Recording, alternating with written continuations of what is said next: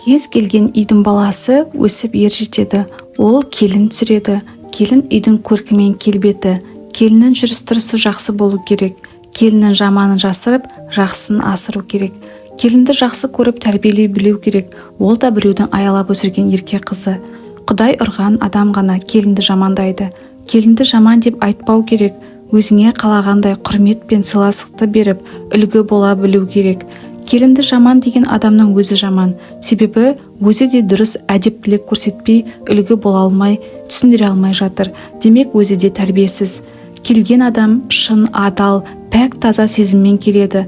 Оны қатты қылатын, жүрегін жаралайтын сөз айтып, құрметсіздік көрсетіп, жаман қылатын сол үйдің адамдары, туған туысы, жалғыз өзі бақытын іздеп, осы үйге келді емес пе?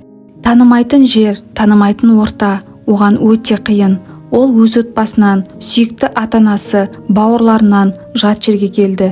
Осы кезде жолдасы қорғамаса, ата-енесі, қайын жұрты оның әрбір қылығын, әрбір ісін жақтырмаса, ол өзгермей кім өзгереді?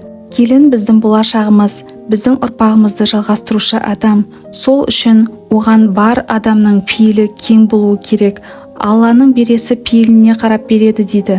Қазақ айтады, қырманыңды дөңге сал, пейіліңді кеңге сал дейді. Алла бәрін бақылап тұрушы. Сондықтан адам кең көлемде келінге жақсы бағыт беріп, сол үйдің өсіп өнуіне баса назар аудару керек.